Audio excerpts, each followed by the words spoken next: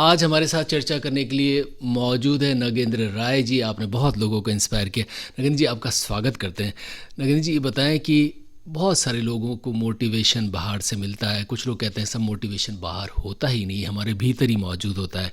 कुछ लोग कहते हैं कि हमारे भीतर जो मोटिवेशन होता है उससे उसका एहसास करवाए जाने के लिए बाहर के व्यक्ति की ज़रूरत होती है।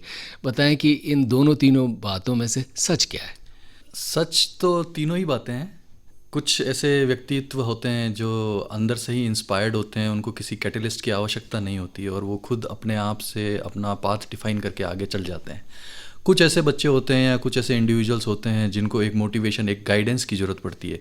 तब एक मेंटर और एक इंस्टीट्यूट सामने आता है, उसके पिक्चर में आता है और उसको गाइड करता है।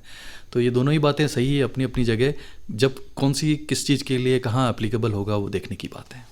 एक थ्योरी ये भी होती है कि बहुत सारे लोग जो सफल हुए हैं जी। उन्हें किसी भी मोटिवेशन की ज़रूरत नहीं पड़ी। यानी वो कहते हैं कि साहब हमारा हार्ड वर्क ही पर्याप्त था।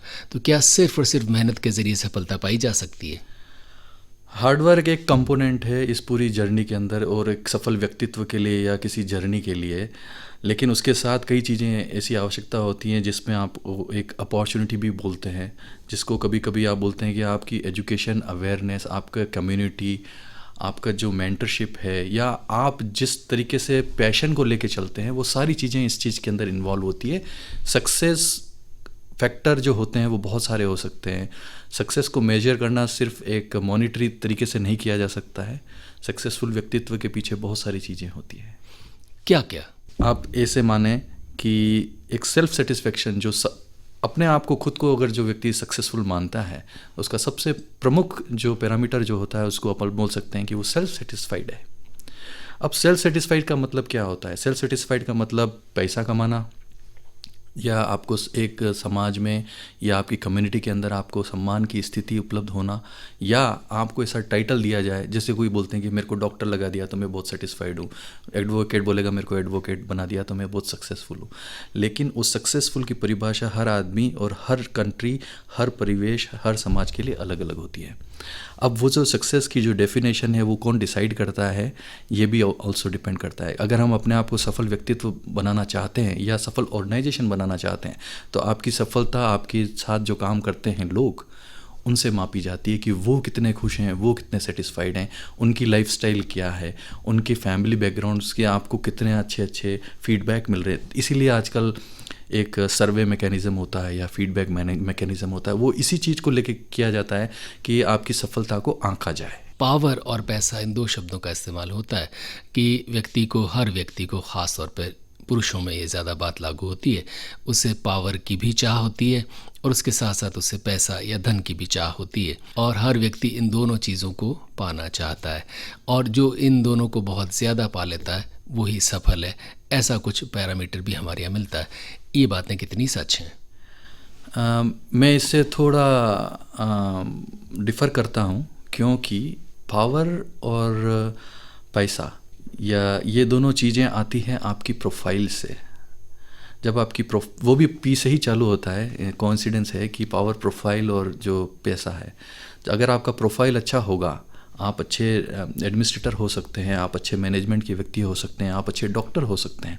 तो ये आपकी प्रोफाइल से आता है और उसी से आपका पावर बनता है। पावर का मतलब डिक्टेटरशिप नहीं है। पावर का मतलब है कि आप कितने लोगों को इन्फ्लुएंस कर सकते हो, कितने लोगों को मोटिवेट कर सकते हो, आपके साथ में काम करने वाले लोग कितने खुश हैं। ये उस पावर की पैरामीटर्स होने चाहिए। और जो पैसा है वो एक बाई प्रोडक्ट है। वो आप अच्छा काम करोगे, आज नहीं तो कल आपको मिलेगा और अलग अलग तरीके से मिलेगा। हो सकता है आपको डायरेक्ट पैसा नहीं मिल रहा है, लेकिन आपकी रॉयल्टी, कई चीज़ें ऐसी होती हैं। जैसे आप किसी ने, पेंटर है जो आर्टिस्ट है, उसने एक बहुत अच्छी पेंटिंग बना दी, लेकिन वो पेंटिंग आपको, हो सकता है आप बेचने जाओगे तो 1000 रुपये में बिकेगी। लेकिन अगर कोई उसको सही नज़रिए से देखने वाला आदमी मिल जाए तो उसके ऊपर जो रॉयल्टी मिलेगी, आप जीवन भर, आपको कुछ भी करने की आवश्यकता नहीं है। तो वो सारी जो प्रोफाइल, पावर और पैसा, तीनों अलग अलग चीज़ें हैं, लेकिन सबसे इम्पोर्टेंट चीज़ है वो आपकी प्रोफाइल है। पावर और पैसा, इसका शिखर हमारे यहाँ पर और या शायद बहुत सारे समाजों में राजनीति को माना जाता है। यानी आप पॉलिटिशियन बन जाते हैं तो उसके बाद आपके पास ताकत भी आ जाती है और आप चाहे तो बहुत सारा पैसा भी बना सकते हैं। समाज में राजनीतिज्ञों की इज्जत हो न हो, लेकिन पावर और पैसा चाहने वाले लोगों की नज़र में वो सर्वश्रेष्ठ ज़रिया है। बताएं ये बात कितनी सच है, कितनी झूठ है? ये एक मिथ्या है, एक मिथ है कि जो राजनेता होते हैं वो उनके पास पावर भी होता है और पैसा भी होता है। लेकिन अगर मेरी जो पिछली बात जो थी, उनकी प्रोफाइल अगर अच्छी नहीं होगी तो ये दोनों ही चीज़ें बेकार हैं। ये क्षणिक भर के लिए हो सकती हैं, एक बुलबुले के रूप में हो सकती हैं जो कभी भी टूट सकता है। लेकिन अगर आप सफल राजनेता जो होते हैं, उनके व्यक्तित्व, उनका पावर, उनका पैसा उनके जाने के बाद भी बना रहता है। लेकिन जो सो कॉल्ड जो पॉलिटिशियंस जो होते हैं या जो प्रभावी नेता जो होते हैं, जो इन्फ्लुएंस रखते हैं उस तत्कालीन समय में, वो एक समय, एक विंडो के अंदर होता है, वो पूरा नहीं होता। लेकिन आदमी के जाने के बाद अगर उसका पावर और उसका पैसा उसकी प्रोफाइल से आंका जाता है। इसलिए मैं थोड़ा सा डिफ़र करता हूँ। मैं कोई अगेंस्ट नहीं हूँ, लेकिन फिर भी मेरा सोचना ये है कि राजनीति को पावर, पैसा और प्रोफाइल से थोड़ा अलग रखना चाहिए। बहुत से सिद्धांत हैं मनोविज्ञान में ख़ास तौर पर, और दोनों कॉन्ट्राडिक्टरी होते हुए मिलते हैं। कुछ लोग कहते हैं कि आप क्या बनेंगे ये आनुवंशिक है, यानी आपके जीन्स में है, या आपका व्यक्तित्व कैसा बनेगा ये आपका जीन, आपका परिवार, आपके अंदर डीएनए आरएनए वो डिसाइड करते हैं। और कुछ लोग कहते हैं कि एनवायरनमेंट कैसा है, बाहर से आपको परिवेश कैसा मिलता है, ये आपके व्यक्तित्व को बनाता है। और इसके दोनों विरोधाभासी उदाहरण भी है। कुछ लोग ऐसे हैं जो सिर्फ और सिर्फ एनवायरनमेंट को ही अपने व्यक्तित्व के निर्माण के लिए सहायक मानते हैं, कुछ ऐसे हैं जो अपने जीन्स को ही इसका निर्माण का सहायक मानते हैं, कुछ कहते हैं दोनों की ज़रूरत है। आपके हिसाब से क्या सही है? बिल्कुल, बहुत अच्छा प्रश्न है। और आजकल इसका जो कन्फ्यूजन स्टेट है वो बहुत हाई डिग्री पे है। लेकिन इसको अगर मैं सही तरीके से आपको बताने की कोशिश करूँगा कि स्पिरिचुअलिटी, सोशलिटी एंड प्रोफेशनलिज्म, ये तीन चीज़ें जो होती हैं वो आदमी के डीएनए, आदमी के कम्युनिटी, आदमी का सद्भाव, सदाचार, सद्विचार, सद्गुण, ये सारे उसकी जो बेस्ट प्रैक्टिस होती है, किस स्कूल में उसने एजुकेशन ली, उसके संस्कार कैसे हैं, किस परिवार से वो बिलोंग करता है, ये सारी चीज़ें अपने अपनी जगह पर उस चीज़ का वैल्यू एडिशन करती है। तब जाकर आप ये बोल सकते हैं कि यार ये इस वजह से हुआ। क्योंकि कंक्लूज होने के बाद आप किसी भी चीज़ को रिवर्स बैक में जाके आप देख सकते हैं कि ये किन कारणों से हुआ। आप किसी भी महान व्यक्तित्व, दुनिया के किसी भी महान व्यक्तित्व को उठा लें, चाहे वो कोई भी नोबेल प्राइज़ विनर है, चाहे वो गरीब से गरीब हो, चाहे वो आर्थिक दृष्टि से समर्थ ना हो, लेकिन अगर उसका शैक्षणिक स्तर भी आप ये माने कि वो अच्छा कोई कैम्ब्रिज से पढ़ा हुआ नहीं होगा, तो भी उस व्यक्ति को नोबेल प्राइज़ मिला है और मिल सकता है। इसलिए आपका डीएनए, आपने कहाँ जन्म लिया है, आपके व्यवहार क्या हैं, आपने कहाँ पढ़ाई की है, आपका आसपास का वातावरण कैसा है, ये सारी चीज़ें एक साथ मिलकर किसी व्यक्तित्व को या किसी के भविष्य को बना सकती हैं। मनुष्य के व्यक्तित्व में कौन कौन सी चीज़ें आपको लगता है कि अनिवार्य रूप से होनी ही चाहिए? उसका एक ही जवाब है और वो है सोच। अब सोच कई तरीके की हो सकती हैं। अगर सोच आपकी पॉजिटिव है तो आपका जो डायरेक्शन होगा, आपकी जो एक्शंस होंगे वो उस तरीके से चलेंगे। लेकिन अगर आपका सोच नेगेटिव है तो आप अलग तरीके से चलोगे। अब एक चाणक्य और चंद्रगुप्त की वार्ता हुई थी और उसमें चंद्रगुप्त ने पूछा था कि आप तो इतने बड़े कूटनीतिज्ञ हैं, तो बताएं कि भविष्य कैसे बनता है। तो चाणक्य ने सिर्फ एक ही बात बोला कि जिसकी सोच होगी उसका भविष्य बन सकता है।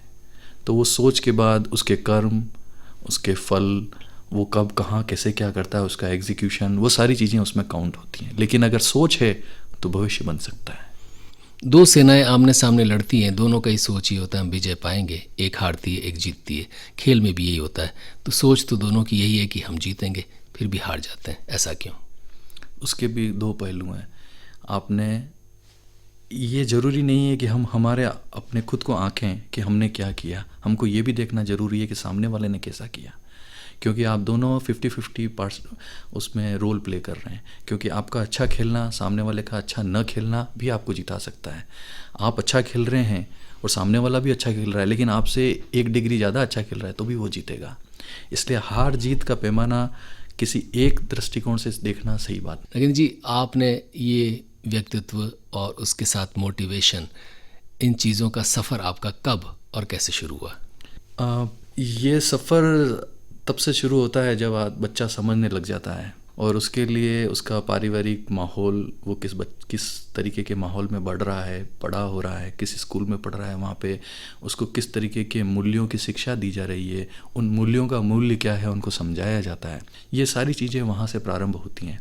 अगर आप मेरे से पूछेंगे तो जब आदमी ग्रेजुएट हो जाता है तब उसको बोलते हैं कि आप यू आर एडल्ट, आप अब अपना निर्णय खुद ले सकते हैं। जब निर्णय लेने की अवस्था किसी इंसान की आती है तब से उसकी जो डिसीजन मेकिंग पावर है वो बननी चालू होती है। इसी रूप में जब मैं 23 साल का था तब मैं ऐसा बोल सकता हूँ कि मेरा सफ़र वहाँ से चालू हुआ। तब तक मेरे पेरेंट्स, मेरे शुभचिंतक, मेरी फैमिली, फ्रेंड्स, सब ने मुझे सहायता की कि आप मेरे डिसीजन लेने में। लेकिन 23 साल की उम्र के बाद शायद मैं घर से दूर चला गया था, इसलिए मेरी जिम्मेदारी थी कि मैं सही निर्णय लूँ। तो ये सफ़र आई थिंक पिछले 23 साल पहले चालू हुआ था। और उसके बाद फिर आपने क्या किया, इस सफ़र में आगे मुकाम हासिल किए?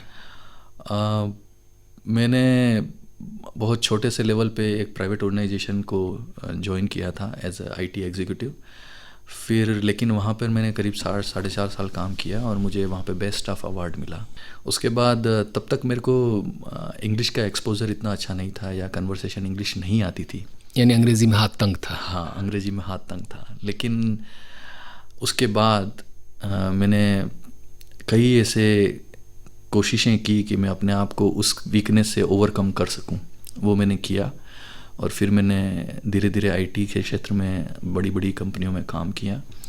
और आज ये बोल सकता हूँ कि मैं इंग्लिश में अमेरिका में अटलांटा में रहता हूँ मैं, और वहाँ पर जो विश्व की सबसे बड़ी इंस्टीट्यूट है उसका प्रेसिडेंट रहा हूँ मैं, और इंग्लिश में ही कम्युनिकेट करता हूँ। मेरे वाइट पेपर्स जो हैं वो माइक्रोसॉफ्ट और बड़ी से बड़ी IT कंपनी में प्रकाशित हो चुके हैं। और सिंपोजियम, ग्लोबल सिंपोजियम में आर्टिफिशियल इंटेलिजेंस हो या मशीन लर्निंग हो या लेटेस्ट और ग्रेटेस्ट टेक्नोलॉजी हो, उसके ऊपर मैं अपने विचार व्यक्त करता हूँ और बड़े बड़े प्रोजेक्ट्स को मैनेज करता हूँ। ये बताएं कि ये ट्रांसफॉर्मेशन, ये कौन सा लम्हा था, कौन सा क्षण था जिसने आप में इतना बदलाव यकायक कर दिया? इसके लिए मैं मानता हूँ कि एक 2013 में मुझे, मतलब उससे पहले भी था, वो स्पार्क था मेरे अंदर, वो जो किरण, जो एक चिंगारी थी वो थी, इसी की वजह से मैं आगे बढ़ पाया।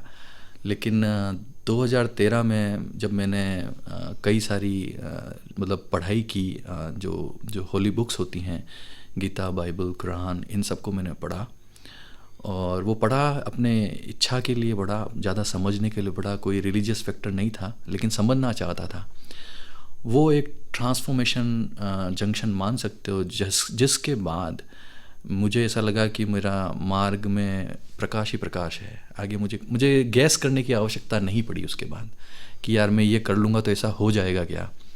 ये सोच शायद बदल गई 2013 के बाद। उसके बाद मुझे मालूम रहता था कि ये करूँगा तो ये होगा, और वो इसलिए होता था क्योंकि जो सोचने का जो दृष्टिकोण था, अब मैंने आपको पहले बात की थी जो सोचने की जो बात है, सोचने का जो सोचा कई तरीके से जा सकता है। अब अगर आपने सोचने का दृष्टिकोण सही है, आपका पर्सपेक्टिव अच्छा है, आपके कारण जो आप क्यों सोच रहे हैं वो भी सही है, तो फिर आपको आगे रिजल्ट्स की चिंता नहीं करनी पड़ती है। रिजल्ट्स हो सकता है ऊपर नीचे हो, हार जीत होती है, जैसा आपने बताया गेम है, हारते हैं जीतते हैं, लेकिन हम क्यों हारे हैं ये हमको पता होना चाहिए, और हार में भी जो जीत है उसका ज्ञान भी हमें मिल जाता है। ये एक तरीके का ट्रांसफॉर्मेशन हुआ 2013 में। यानी इस बात को लगभग 9 वर्ष हो चुके हैं। इन 9 वर्षों में आपने जो सफ़र तय किया उससे संतुष्ट हैं? बिल्कुल, बहुत संतुष्ट हैं। और इसमें हमारे मैनेजमेंट में कहा जाता है कि अगर आपको संतुष्ट होना है तो आपको अपने जो साथ में जो काम कर रहे हैं या जो आपकी तरह जो अभी संघर्ष कर रहे हैं उनको देखना चाहिए, और अगर आपको आगे बढ़ना है तो आपके ऊपर देखना चाहिए कि आपसे अच्छे व्यक्तित्व कौन हैं, उन्होंने कैसे अपने जीवन में ऊंचाइयां प्राप्त की है, उनको देख के आप खुद सेल्फ मोटिवेटेड हो सकते हैं। नगेंद्र जी, अमेरिका में आपका समय गुजरता है, ज़्यादा समय गुजरता है, और वहाँ पर यूँ मान के चलिए कि IT दुनिया की जो भी है उसका एक तरह से उसे कैपिटल मान ले तो अतिशयोक्ति नहीं होगी। वहाँ पर भारतीयों का कंट्रीब्यूशन भी बहुत बताएं कि हम भारतीयों का जो भी यहाँ से गए उनका इस IT में और ख़ास तौर पर अमेरिका में कितना योगदान है, और क्या इससे पहचान भी मिलती है? ये सत्य है कि भारतीय जो टैलेंट है उसकी जो वाहवाही है वो पूरी दुनिया में है, विशेषकर अमेरिका में है, क्योंकि अमेरिका एडवांस रिसर्च में ज़्यादा बिलीव रखता है, इसीलिए वो हमेशा दुनिया से 10 साल आगे रहता है। इस सब कार्य को करने के लिए जो लेटेस्ट और ग्रेटेस्ट टेक्नोलॉजी है उसमें भारतीयों का अभूतपूर्व योगदान है, कई समय से है, नहीं आज से नहीं, पिछले 50 वर्षों से है। और आने वाले समय में जो मैं देख रहा हूँ उसमें यही होगा कि भारतीयों का नाम, चाहे वो डॉक्टरी में हो, चाहे वो इंजीनियरिंग में हो, चाहे वो आईटी में हो, चाहे वो नासा में या स्पेस में जाने वाले व्यक्ति हों या साइंटिस्ट हों, सब में भारतीयों का योगदान है। मैं उसको सर्टिफाई करूं ये आवश्यकता नहीं है, क्योंकि वो ऑलरेडी सबको पता है कि ऐसा हो रहा है और हम कर सकते हैं। यहाँ पे भी, भारत में भी अब उस चीज़ को प्रोत्साहन मिल रहा है, यहाँ के लोगों को, यहाँ के टैलेंट को, ये बहुत अच्छी बात है। आपको क्या कारण नज़र आते हैं कि भारतीय वहाँ जाते हैं और इतना सफल हो पाते हैं, क्यों हो पाते हैं? इसका बहुत बड़ा रीज़न है, वो है कि हमारी एडजस्ट करने की जो कैपेसिटी है, हमारे जो अंदर जो अकोमोडेट करने की जो आदतें हैं, जो हम विपरीत परिस्थितियों में अपने आप को ढाल पाते हैं, वो हम कर पाते हैं और उससे आगे बढ़ते हैं। वहाँ के लोग या दूसरी कंट्री के लोग इतना एडजस्टेबल नेचर या उनका एक्सपीरियंस नहीं होता है, इसलिए वो नहीं कर पाते हैं। आप इससे अनुमान लगाएं कि यहाँ पे रहने वाला एक आईटी का बंदा कम से कम 3 लैंग्वेज जानता है, उसके अलावा वो आईटी की 3 लैंग्वेज और जानता है, लेकिन वहाँ के जो लोग हैं वो सिर्फ इंग्लिश जानते हैं। तो जो एक साइंटिस्ट ने ये कहीं सर्वे में भी सिद्ध हुआ है कि जो जितनी ज़्यादा लैंग्वेज जानता है वो इतना स्मार्ट और टैलेंटेड होता है। ये एक बात है जो विज्ञान की दृष्टिकोण से भी साबित हुई है। मैं ये नहीं बोल रहा हूँ कि यही एक कारण है, लेकिन हमारी जो आपने जो पूछा कि क्या विशेष कारण है जो हम वहाँ बहुत सक्सेसफुल हैं, उसके पीछे एक ही है कि हमारे अंदर जो अकोमोडेट करने की जो विल पावर है वो बहुत ज़्यादा है और हम उस चीज़ को बहुत अच्छी तरीके से एग्जीक्यूट कर पाते हैं और एडजस्ट कर पाते हैं। जैसा कि आपने हवाला दिया कि अमेरिकी सोच या उनका व्यावसायिक सोच मान लीजिए आगे चलता है, यानी जब हम लोग इंटरनेट से परिचित नहीं थे तब भी उन्होंने इसकी शुरुआत की इस ढंग से और एक तरह से पूरी दुनिया में इंटरनेट का जाल बिछाया। उसके बाद बहुत सारी चीज़ें, ऐप्स, ये वगैरह, इनके साथ साथ यूँ देखा जाए तो अब आप बिटकॉइन या एक ऐसी मुद्रा जिसमें मुद्रा का लेन देन नहीं होता, इस तरह की शुरुआत, यूँ देखा जाए तो कुछ ऐसी कारें भविष्य में जो किसी वैकल्पिक ऊर्जा से चलें, यानी बहुत सारी ऐसी चीज़ें जो फिल वक्त आपको नज़र नहीं आती लेकिन आगे हो सकती, ऐसी चीज़ें वो देश करने लगता है। इन तमाम चीज़ों के बीच क्या इन सब में भी भारतीयों की जगह है? और अगर हम लोग वहाँ जाकर ये कार्य कर लेते हैं, यानी उनके सपनों में सहभागी हो सकते हैं, तो ये काम हमारे भारतीय बच्चे यहाँ क्यों नहीं कर पाते? उसके लिए एक ही, मतलब मैं किसी का दोषारोपण नहीं करूँगा, लेकिन उसका कारण है कि मैंने जब मैं पढ़ता था तो मेरे मेंटर थे, उन्होंने मुझे सिखाया था कि घोड़ा, घुड़सवार और मैदान, ये तीनों की आवश्यकता पड़ती है किसी भी चीज़ को करने के लिए। अगर आपका घोड़ा बहुत अच्छा है और आप घुड़सवार भी बहुत अच्छे हैं, लेकिन आपके पास ग्राउंड नहीं है, आप बंधे हुए हो, तो आप तरक्की नहीं कर सकते। अगर आप मैदान बहुत अच्छा है, घोड़ा कमज़ोर है और आप घुड़सवार अच्छे हो, तो भी आप अच्छा नहीं कर पाओगे। आप घुड़सवार बहुत अच्छे हो, घुड़सवारी नहीं जानते हो, घोड़ा बहुत अच्छा है, मैदान अच्छा है, तो भी आप सफल नहीं हो पाओगे। तो ये तीनों चीज़ों का समावेश जहाँ कहीं भी होता है, वो देश तरक्की करता है या वो व्यवसाय तरक्की करता है। हो सकता है आने वाले समय में अपने देश में भी वो प्लेटफॉर्म मिल जाए। यहाँ घोड़ा भी है, घुड़सवार भी है, मैदान की आवश्यकता है, शायद वो मैदान अब बनने लगा है। और आने वाले समय में मैं आशा करता हूँ कि जो टैलेंट इतना बाहर जा रहा है वो हम यहीं पे उसका सदुपयोग कर पाएंगे, उनको सेटिस्फाई कर पाएंगे। इसी सवाल का विस्तार कि आर्टिफिशियल इंटेलिजेंस, कृत्रिम अक्ल, ये नया शब्द हमारे लिए हो सकता है, लेकिन अमेरिका में या विकसित देशों में बहुत कार्य इसमें हो रहा है और धीरे धीरे होने भी लगा है।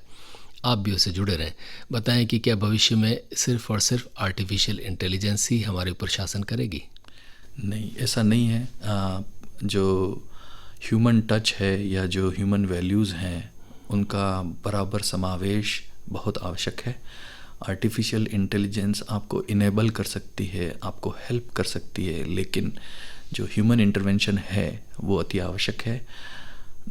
अति किसी की भी अच्छी नहीं होती है। हो सकता है हम सोचें कि सब कुछ हमारा बैठे बैठे ही हो जाएगा, फिर हमारा हाथ पांव हिलाने के लिए भी रोबोट आएगा, तो हम एक्सरसाइज कर पाएंगे। ये एक अतिशयोक्ति होगी। हर चीज़ का बैलेंस जीवन में बहुत आवश्यक है। डिग्री ऑफ यूनिकनेस अलग अलग हो सकती है किसी भी चीज़ की, लेकिन जो बैलेंस लाने की जो आवश्यकता है, चाहे वो आर्टिफिशियल इंटेलिजेंस हो, चाहे वो टेक्नोलॉजी हो, चाहे वो किसी भी तरीके की इंजीनियरिंग हो, उसमें बैलेंस बहुत आवश्यक है। और मैं नहीं सोचता हूँ कि इंसान को आर्टिफिशियल इंटेलिजेंस रिप्लेस कर पाएगी। लेकिन जी आपने बहुत सारे सेमिनारों में, बहुत सारे आयोजनों में अपनी बात कही है। कौन सा ऐसा सेमिनार या कौन सा ऐसा आपका संबोधन है जो आपको याद आता है और उसमें आप क्या कुछ खास अलग से कह पाए? कई सारे जगह मैंने अपनी स्पीच दी हैं और मैंने बात की है, बच्चों से भी बात की है, एंटरप्रेन्योर्स से भी बात की है और नॉन प्रॉफिट ऑर्गेनाइजेशन से भी बात की है।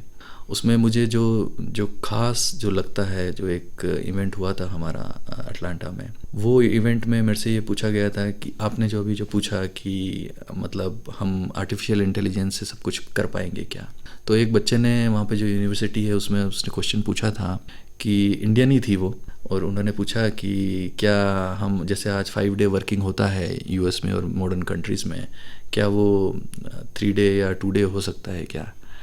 तो बिल्कुल हो सकता है, लेकिन उसको पाने के लिए हम किस चीज़ का कॉम्प्रोमाइज़ कर रहे हैं या खो रहे हैं, वो देखने वाली बात है। तो वो जो एक क्वेश्चन था वो एक हमेशा मुझे याद आता है, क्योंकि वो एक मिलेनियल ने पूछा था, जो अभी पढ़ाई कर रहे हैं बच्चे यूनिवर्सिटी में। उनके दिमाग में उनकी जिज्ञासा की वजह से उन्होंने एक क्वेश्चन मेरे से पूछा और मैं उनके क्वेश्चन को आंसर कर पाया। ये मुझे कई बार याद आता है जब भी मैं किसी बच्चों से बात करता हूँ, तो मुझे लगता है कि वो माइंडसेट बच्चों का जो है, जो बना हुआ है, वो शायद भविष्य के लिए ज़्यादा अच्छा नहीं है, लेकिन उनको सही डायरेक्शन देने की आवश्यकता है। लेकिन जी उदयपुर अब लौटते हैं तो कैसा लगता है? ये लगता है कि मतलब एक कहावत जो हम बोलते हैं कि लौट के बुद्धू घर को आए, लेकिन मुझे ऐसा ही लगता है कि मैं यहीं के लिए बना हूँ और इससे बढ़िया जगह दुनिया में और कोई हो नहीं सकती है। इसलिए नहीं कि सिर्फ ये मेरा होम टाउन है, इसलिए कि ये सही में बहुत ब्यूटीफुल है। हम विदेशों में जाते हैं, कहीं भी जाएं, कहीं भी रहें, लेकिन हमारी जो जड़ें हैं वो हमको बांधे रखती हैं। हमारे जो संस्कार जो हमको यहाँ से मिले हैं वो हमारे को पग पग पर अपनी बातों को याद दिलाते हैं और हमारे को सही भी करते हैं समय आने पर। ऐसा ही लगता है कि ये टाइम, मतलब जो मैं आता हूँ यहाँ पे महीना 2 महीना साल में एक बार, तो मुझे लगता है कि यार ये थोड़ा कम है, इसको थोड़ा और बढ़ाया जा सकता है। लेकिन जी जाते जाते उदयपुर के लोगों से क्या कहेंगे? यही बात कहना चाहूँगा कि इंग्लिश में एक कहावत है, स्काई इज़ द लिमिट। वो बिल्कुल सही बात है। हमारी सोच का दायरा बहुत बड़ा होना चाहिए, सही होना चाहिए। सही की परिभाषा क्या है ये हम हमारे मेंटर्स से पता होना चाहिए। हमारी बुक्स पढ़ने की आदत नहीं है लोगों को आजकल, तो वो पढ़नी चाहिए। और किसी को कोई बांध नहीं सकता है। सोच जितनी लंबी उड़ान आप उड़ा सकते हो उड़ा लेनी चाहिए। और अगर मेरे जैसे व्यक्तित्व की अगर किसी को आवश्यकता है, कोई मेरे से संपर्क करना चाहता है, गाइडेंस चाहता है, तो हमेशा अपने आप को इतना एनकरेज करना चाहिए कि वो बात कर पाएँ। तो यही मैं कहना चाहूँगा यंगस्टर्स को भी और जो मेरे साथी हैं उनको भी।